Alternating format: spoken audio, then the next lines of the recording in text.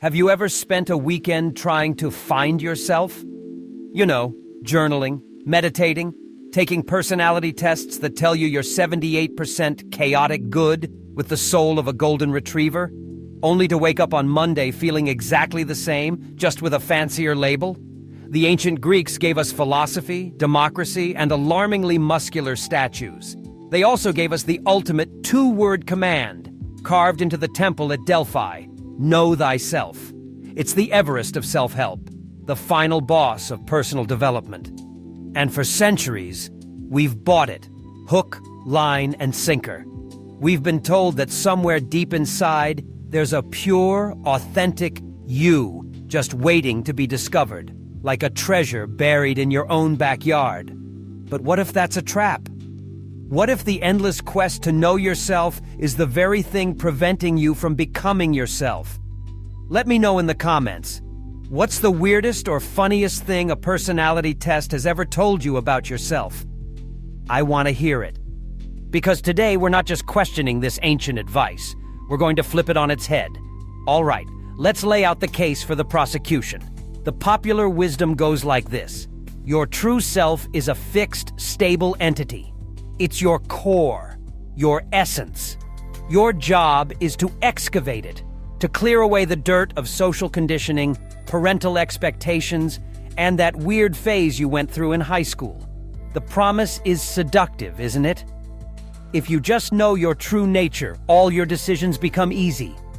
Career choices? Simple. Just follow your pre-programmed passion. Relationship problems? Easy. Just find someone who matches your authentic self.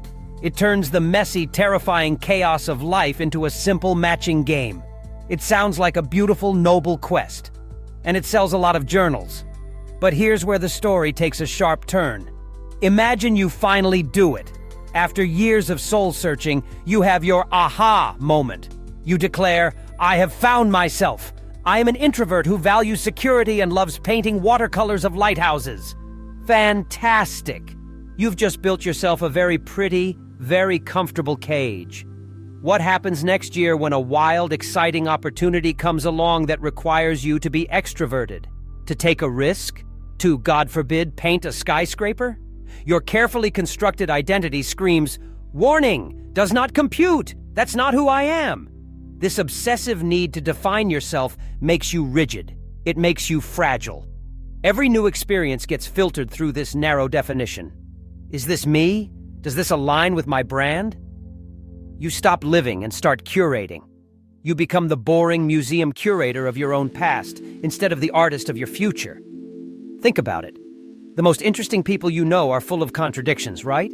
They're constantly evolving. The friend who was a hardcore punk rocker in their teens is now a master gardener. The quiet accountant who you learn secretly does stand-up comedy on weekends.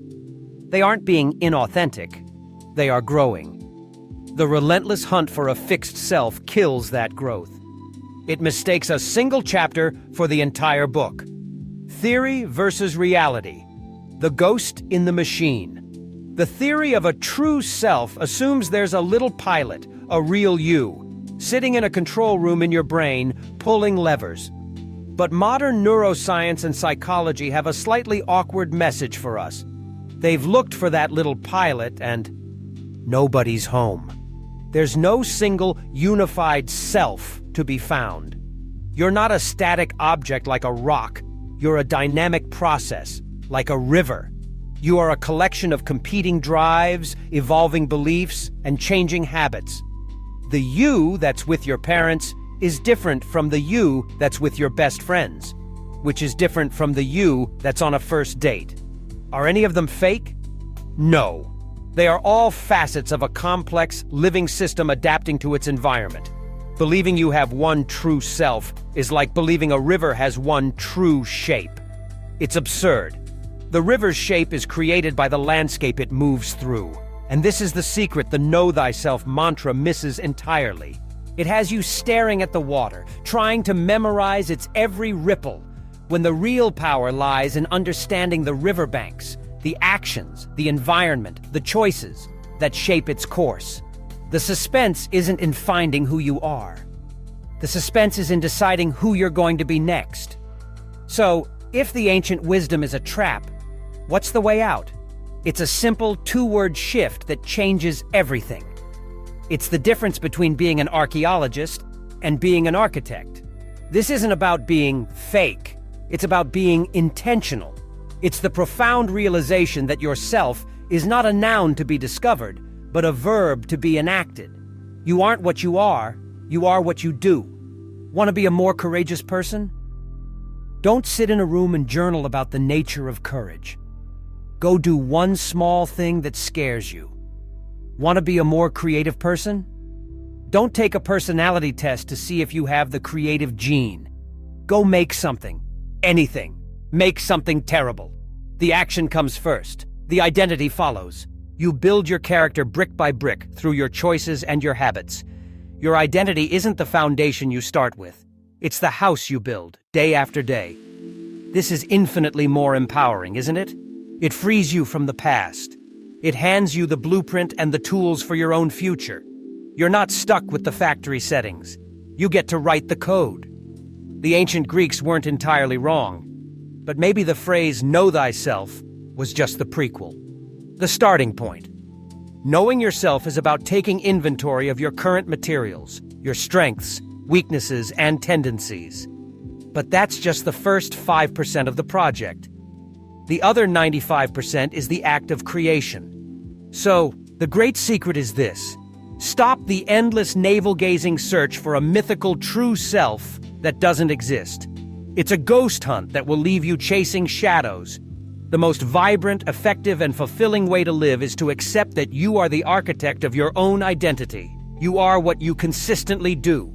The question isn't, who am I? The real question is, who do I want to become? If this idea challenged you and gave you a new way to think, do me a favor and hit the like button. It tells the algorithm that we value intelligence over platitudes. And if you want to keep breaking the rules of conventional thinking with me, make sure you subscribe to the channel, because we do this every week. Now, for the fun part, I want to hear from you. Leave a comment below and tell me, which part of this argument surprised you the most? Was it the idea of the self as a cage, or the shift from knowing to creating? And finally, suggest another piece of common advice, or a famous quote that you want to see me put on trial in a future video. Thank you for thinking with me today. Now go out there and build something amazing.